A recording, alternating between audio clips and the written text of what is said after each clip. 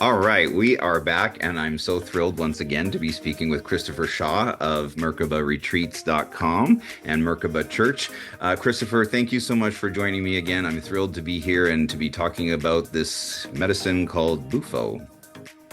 Hey Dale, it's so good to be back. It's always good to see you. Of course, we chat most of the day, so this is not a, uncommon occurrence, but to be here live with you folks is very special. So we're super excited to be here today to talk about Bufo, otherwise known as 5-MeO-DMT. So let me tell you just a little bit about the Bufo before Dale goes into sharing about what his experience with Bufo was like. So Bufo is collected from a Sonora Desert toad. The toad, it's a big toad, and the toads are not harmed in the collection of the secretion. So, and in August, I'll actually be going to the Sonora Desert with a group of other practitioners to milk the toads. And so you catch the toads and then you gently massage them. And as you massage the toads, they secrete a serum that is a protective serum. It's like a poison that they secrete to protect themselves. But they apparently when they do it, they give you a big smile. And knowing that they're gifting this to the world, and you massage them and they secrete this serum, and then the serum is dried on these big pieces of glass into like a film, and then that film is then broken up and put into a little vial that is then vaporized and then smoked, and that's the primary method of experience using the Bufo. Okay. And so the toads are released back into their natural habitats. They are not harmed. They are taken very well care of. In fact, to even go to this reservation, you have to know an elder. The reservation is guarded with um, lots of men with machine guns, let's say. That's what they say. I haven't not been there yet, but that's what they say. It's very protected and very sacred, and so they know the people of that land know the gifts that they have there, and so they keep it very protected. Um, Now, Bufo, otherwise known as the God molecule or the spirit molecule, connects us to all that is. It's a different experience for everyone, of course, but it's not a very long-lasting experience. So once you inhale or smoke the Bufo vapor, it typically is a 20 to 30 minute experience. And many people, once they come back to the here and the now, will say to me like, "Oh my God, how long was I out for?" And I said, 20 minutes. And they were like, "No." I'm like, yes, because in Bufo land, that's what I call it, Bufo land, you are in a place of no time and no Yeah. space. Hmm. You're in a place of infinity. Right. And so it feels like that. You are in infinity. And so when you come back, it can kind of be a little jarring to come back to planet Earth. But during ceremony, like we are there to help ground you, to help bring you back into your body, to Hmm. help you integrate the lessons and the wisdom that you've learned. Bufo is one of our greatest earth medicine teachers, full of wisdom, full of guru wisdom, and just a beautiful, beautiful, beautiful medicine that we use on our Merkaba retreats. Yeah. Yeah. It really is amazing. So Amazing. before you tell us about your experiences, once again, I wanted to ask you if there was, for those viewers that don't know anything about Bufo, what do you think you would like to share with them that maybe you didn't know before you had your first experience with Bufo? Yeah, so the smoking of it and the pipe and everything was a little bit like interesting because it was a little bit reminiscent of like smoking crack or crystal meth in terms of like just there's a vial attached to a pipe that you light. And so like if you have any triggers around that, like just trust that even though the process of lighting this, thing and then smoking it is a little bit like in that's what it looked like to me. And so at first I was like, I don't know if what this is about. And then the second thing was that I didn't know what was going to happen after I inhaled it and how I was going to kind of like pass out or like, turn over to this new world, which makes you kind of go somewhere else. And so you really are, and that's why you were there. And it was so helpful to have you, guide me not only through the intake of the smoke, but then to, relax back onto my back so that I could have a kind of untethered experience. Yeah, yeah, and I just want to clarify some things that Dale just said. One, you as a participant will never have to handle the Right. apparatus. So the facilitators, they hold the pipe. We have different types of pipes we use. We have a modern pipe, which Dale used. We also have a frog pipe that's really special. I have another beautiful frog pipe that's coming that's made of quartz, where the Bufo vapor will actually go through the quartz, which is so cool. And that's like on its way from India as we speak. And so the facilitator will be the one who holds the lighter and who holds the pipe. You don't have to worry about anything. Yeah. The facilitator will also coach you on how to breathe Yeah. and will also coach you on how to inhale and at what speed to inhale and so forth. And then Dale also said passed out, and I want to just clarify that typically you do not pass out because when you think of pass out, you think of fainting, Right. where It's not you like that. totally lose consciousness, and that's not what happens. So I just wanted to clarify for those of you that were like, "Oh God, I don't want to pass out." No, you don't You pass kind of out. surrender to it.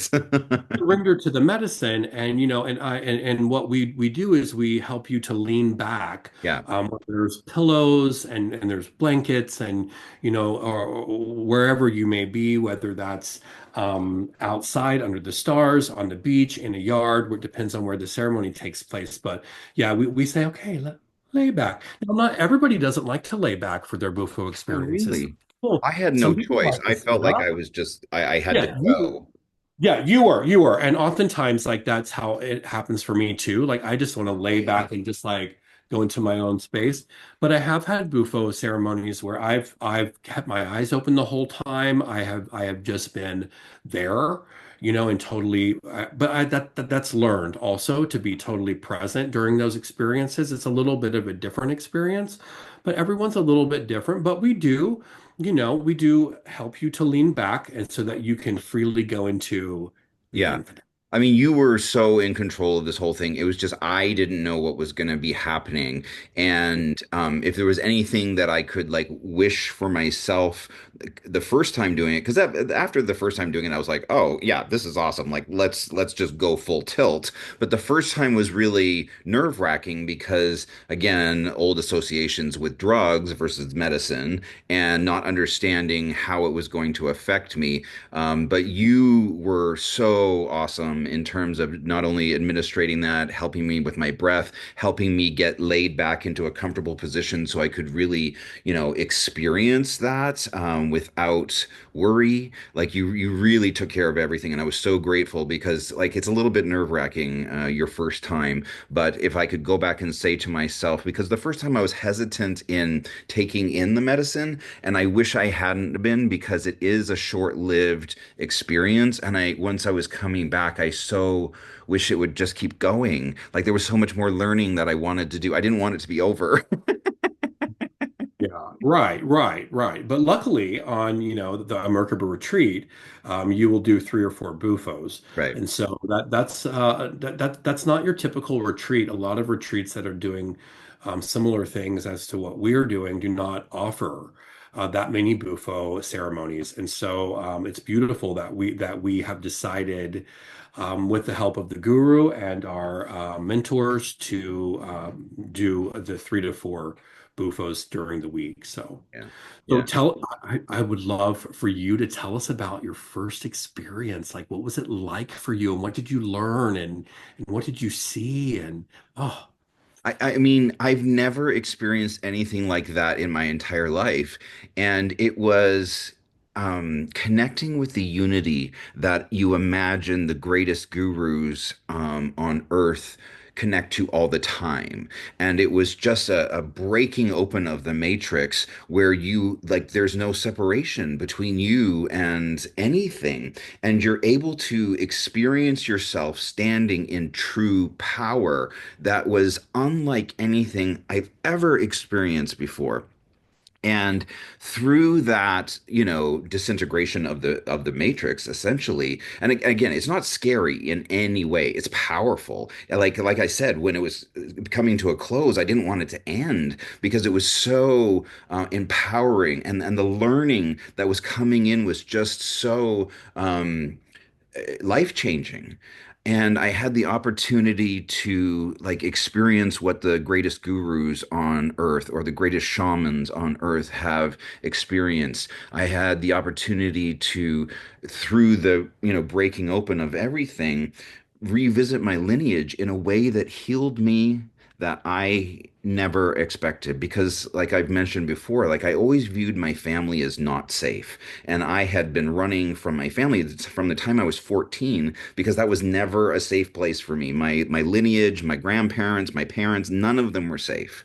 And so for me to get a chance to be with them in another paradigm and to witness their humanity and how much they tried and how much they within the containers the confines of the thought constructs in which they were raised in their time and space, like they themselves were breaking down rules and were rebels and were doing the work in with the options, the very limited options that they had available to them. And I was able to witness that, but I was also able to witness how they did all that.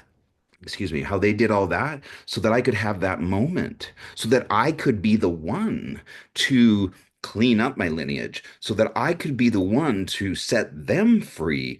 And I mean, you saw it because they were they were releasing all of their generational trauma through me, the physical being on the physical plane.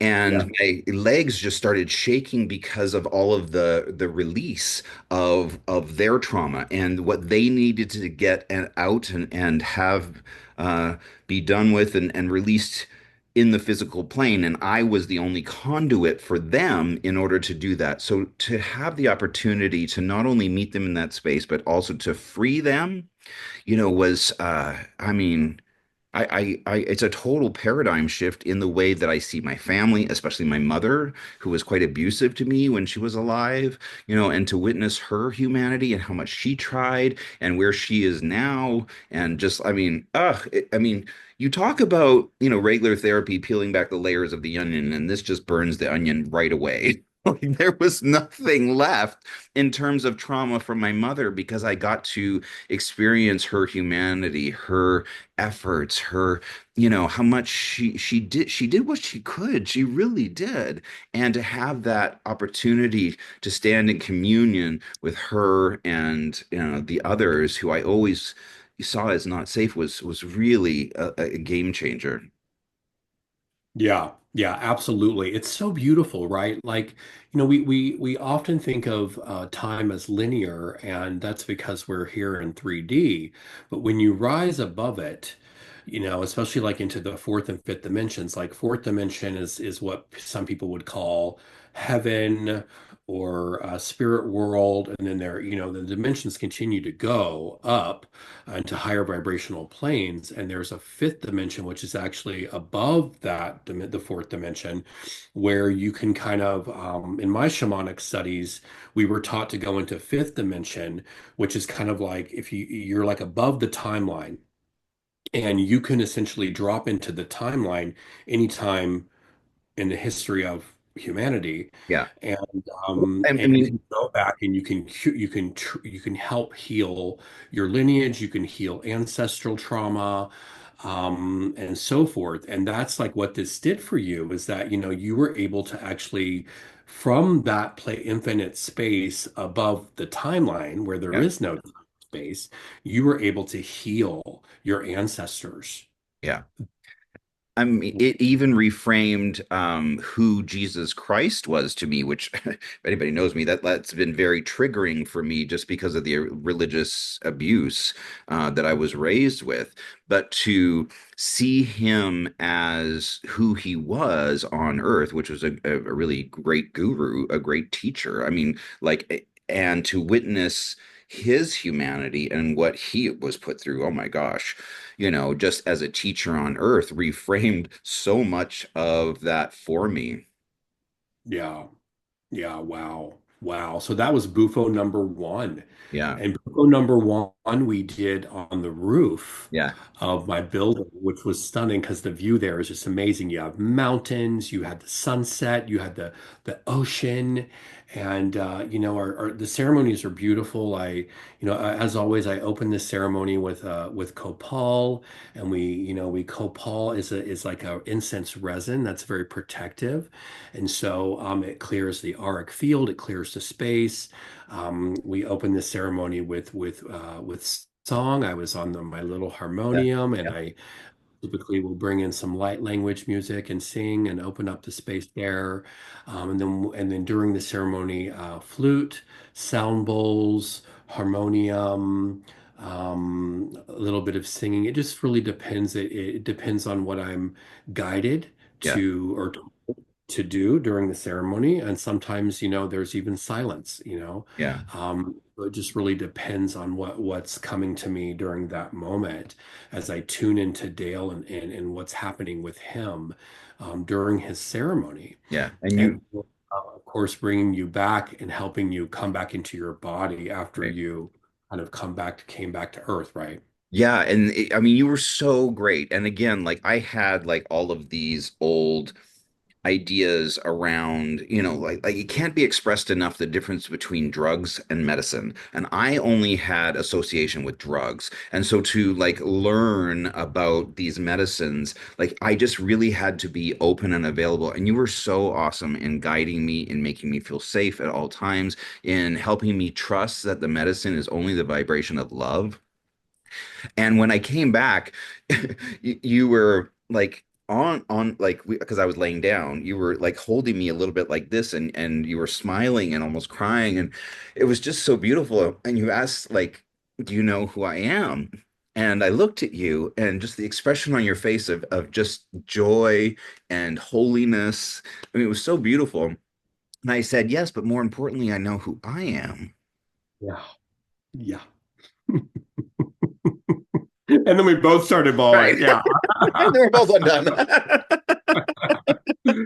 Oh yeah, yeah, yeah, Yeah. yeah. I Yeah. mean, that first experience really cleaned up so much wreckage and damage and trauma and generational trauma. I mean, I come from a long lineage of crazy. I mean, there's just no other way to put it. And so for me, to see how hard they were trying to get me to that moment, to be the one, to stand in that moment and have that experience and set them free. Oh my gosh, it changed everything. It changed everything. And, my second Bufo was even more intense because I wasn't afraid of the process. And so I was able to inhale much more deeply and really like, okay, let's go for it, because now I knew what to expect. And so the second time was even more intense, and it was no longer about them because I had kind of taken care of that, and then I was able to really focus on me and my personal power, which is why I went to the retreat in the first place. Yeah. Yeah. Yeah. And what about I don't know, is there anything you want to share with us about that Bufo or your third or Yeah, last?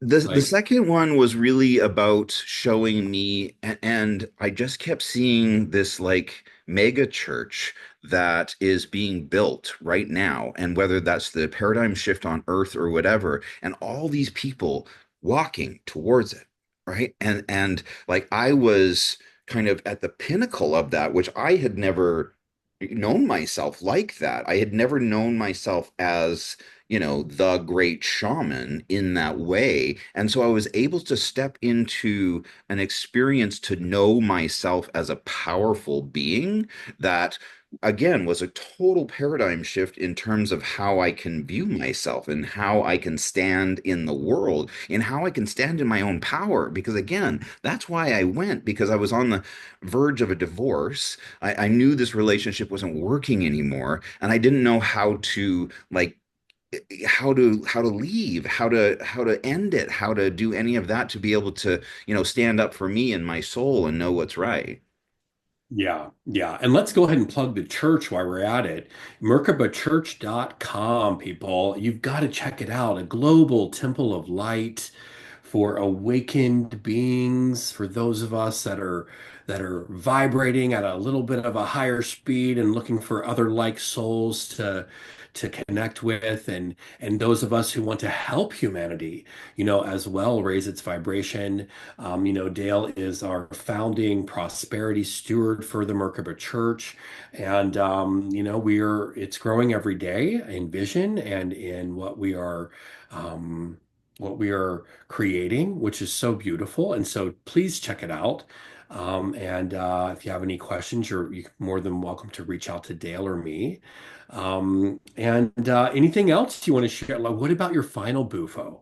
Anything Well, about that that one? Okay, so that one showed me things I didn't know was really possible, like your teacher in India in my head speaking to me and taking me through an exercise while I was in that space. I'm like, how is this possible? I mean, he's in India, and yet he's there with me in ceremony, guiding me through, like in my head, this very important lesson. And the lesson of the third one really was the difference between lies and illusion and truth. And because in that space, you understand unity and oneness. And so he was like, do you feel this? And I was like, yes. And he was like, and then what is the other? What is the resonance mostly of humans on earth, which is lies and illusion, which is everything that lives outside of the current conscious present moment and oneness. So anything that lives outside of that space is lies and illusion. And so he put his hand on my chest, he held it like this and he go, feel the oneness. And I stepped into the oneness of being one, no separation of all things. And then he put his hand on my chest like this and he says, okay, now lies an illusion. And then I went back to the human form and back to, just our regular news cycle and everything that's happening outside of the current conscious present moment. And then he was like, okay, again, oneness lies an illusion. Oneness lies an illusion. And he did that like over and over and over and over until like I could switch back and forth between the two so that when I returned, like there was no question. I had the lesson. And he had taught me that from India. Like again, like you're like, how is this going on? But in one thing I learned about studying shamanism and in the indigenous cultures is how much they use the imagination as a learning tool. And that if you can experience it even in the imagination, then you can bring those lessons back with you, right? Yeah. Absolutely. Absolutely. Yeah. He came to you in the astral, Yeah, in the astral field a number of times, also in your psilocybin ceremony, which we'll yeah, talk about another day. But yeah, when we're able, and we can all of us can access the astral plane. It just takes a little bit of learning how to do it and then being open to communicating in that realm. And we can even do another podcast about that another day. But yeah, so beautiful, so many beautiful experiences, right? And one adding on to the other, right? It's like, everyone was a little bit different and there were different lessons and different wisdom that came through, but it was like, like your last one could not have happened had you not cleared up the ancestral trauma and cleared up right. the relationship with mom and Yeah, and then not to mention what happened with the Bufo, but also how the combo, was clearing out your body so that your brain yeah, could be able to open itself up to have this oneness with all things and consciousness and so forth during your Bufo experience. So, yeah. so beautiful, so beautiful. Thank you so much for sharing, about those. I know that they can be deeply personal experiences, and some people like to hold on to those for themselves, and that's okay too. Not everybody needs to go out and broadcast to the world what they've experienced during their ceremonies, but some of us are called to do that, And if you're interested in learning more about what it was like for me, you can check out my YouTube channel. It's christophershaw.om, O-M is my YouTube channel. And I have a few videos on there about my plant medicine retreat and my Bufo ceremony. And during my first ceremony, I actually died and was reborn. So it was very powerful. And I share more about that on my YouTube channel. If you want to know more information about Bufo, I would suggest going to the merkabaretreats.com website and clicking under medicine and then Bufo, and it will talk a lot about the medicine. It will tell you about the ceremonies and what they look like during our retreats. And if you are looking to have a Bufo ceremony, that's not one of our retreats, I just want to urge caution because Bufo that is found in other places in the world that is not obtained from the Sonora Desert or from the toad might not really be Bufo.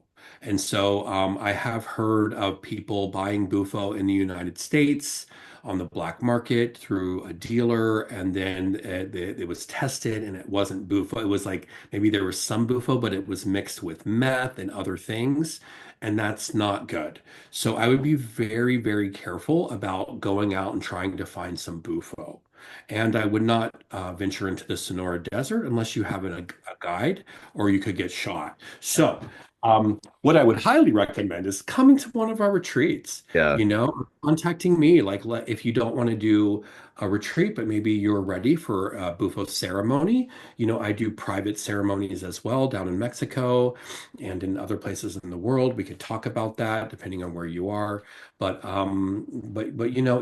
it really is a beautiful experience, and I really hope that by you sharing what you've experienced will give people some hope and some inspiration for them to embark upon their own healing journeys. Yeah, I am forever changed. And I'm so grateful. You know, you really healed like all of that stuff that I've struggled with in terms of PTSD, my reactionary behavior in the world, like all the yelling and the fighting and the all that, it's just gone. I'm so calm. I'm so at peace, and I just I mean, you really know what you're doing. I mean, you clearly have had really good teachers who have walked you through, how to teach this and how the process needs to unfold over the course of a week. It's so important. And, I just can't urge enough people to don't make it about the money. Don't make it about the excuses. Just go and do this. If you're struggling at all with, drug addiction, depression, sadness, loneliness, like it will cure all of these things and put you back in the seat of your life to stand in power, to be able to have clarity, to be able to connect with an inner guru that's like guiding you with clarity in each and every day beyond well beyond the retreat. I mean, my life is completely shifted. I don't even watch television anymore. Like I read books and I'm involved in my writing, and it's just a complete paradigm shift for me in my life. And I'm just, like I said, so thankful. So thank you. You're so welcome. You're so, so, so welcome. Om Guru Om. Om Guru Om. Well, thanks for having me on again. And I look forward to our next podcast where we get to talk about your psilocybin journey. That's a big one. Yeah. Thank you. You're welcome. Have a good day. Take All right. care. Thanks, you too.